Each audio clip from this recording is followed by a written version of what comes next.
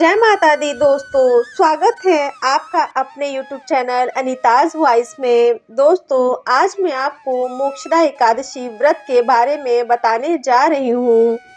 मार्गशीर्ष मास के शुक्ल पक्ष में जो एकादशी आती है उसका नाम मोक्षदा एकादशी है। इस साल 2023 में मोक्षदा एकादशी 22 और 23 दिसंबर दोनों ही दिन मनाई जाएगी। एकादशी व्रत दशमी तिथि की शाम से ही आरंभ हो जाती है। एकादशी व्रत का पारण द्वादशी के नियमों के अनुसार ही करना चाहिए। पारण के दिन बैगन, मसूर, उड़द की दाल, मूली आदि का सेवन नहीं करना चाहिए। एकादशी व्रत में व्रत कथा अवश्य सुने अथवा पढ़ें। आइए कथा का श्रवण करते हैं। महाराज युधिष्ठिर ने कहा, हे भगवान, आप तीनों लोकों के स्वामी हैं, सबको सुख देने वाले हैं और जगत के पति हैं। मैं आपको नमस्कार करता हूँ। हे देव, आप सबके हितैषी हैं, अतः मेरे संशय को दूर कर मुझे बताइए, मार्गशीर्ष एकादशी का क्या नाम है? उस दिन कौन से देवता का पूजन किया जाता है? उसकी क्या विधि है? कृपया मुझे बताएं। भक्त वत्सल भगवान श्री कृष्ण कहने लगे, धर्मराज, तुमने बड़ा ही उत्तम प्रश्न किया है। इसके सुनने से तुम्हारा यश संसार में फैलेगा। मार्गशीर्ष शुक्ल एकादशी अनेक पापों को नष्ट करने वाली है। इसका नाम मोक्षदा एकादशी है। इस दिन दामोदर भगवान की धूप, दीप, नैवेद्य आदि से भक्ति पूर्वक पूजन किया जाता है। अब इस विषय में मैं एक पुराणों की कथा कहता हूँ। गोकुल नाम के नगर में वैखनास नामक राजा राज्य करता था। उसके राज्य में चारों वेदों के ज्ञाता ब्राह्मण रहते थे। वह राजा अपनी प्रजा का पुत्रवत पालन करता था। एक बार रात्रि में राजा ने एक स्वप्न देखा। उसके पिता नरक में हैं। उसे बड़ा आश्चर्य हुआ। प्रातः वह विद्वान ब्राह्मणों के पास गया और अपना स्वप्न कह सुनाया।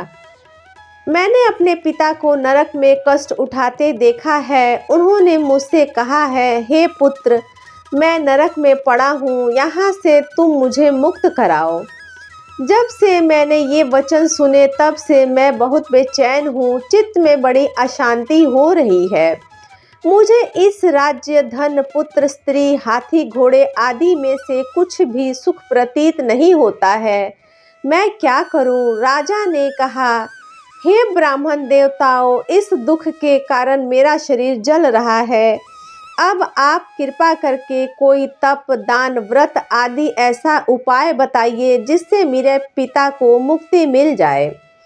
उस पुत्र का जीवन व्यर्थ है जो अपने माता पिता का उद्धार न कर सके। एक उत्तम पुत्र जो अपने माता पिता तथा पूर्वजों का उद्धार करता है, वह 1000 मूर्ख पुत्रों से अच्छा है। जैसे एक चंद्रमा सारे जगत में प्रकाश कर देता है, परंतु हजारों तारे नहीं कर सकते।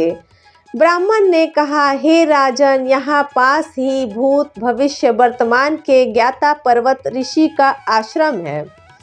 आपकी समस्या का हल वे जरूर करेंगे। ऐसा सुनकर राजा मुनि के आश्रम पर गया। उस आश्रम में अनेक शांति चित्त योगी और मुनि तपस्या कर रहे थे। उसी जगह पर्वत मुनि बैठे थे। राजा ने मुनि को साष्टांग दंडवत किया।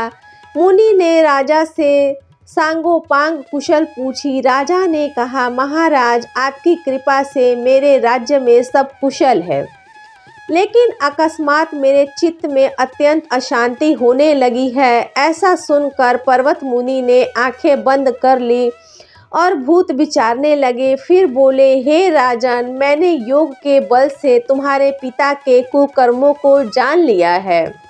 उन्होंने पूर्व जन्म में कामातुर होकर एक पत्नी को रति दी, किंतु सौत के कहने पर दूसरी पत्नी को ऋतु दान मांगने पर भी नहीं दिया। उसे पाप कर्म के कारण तुम्हारे पिता को नरक में जाना पड़ा। तब राजा ने कहा, इसका कोई उपाय बताएं। मुनि बोले, हे राजन, आप मार्गशीर्ष एकादशी का उपवास रखें।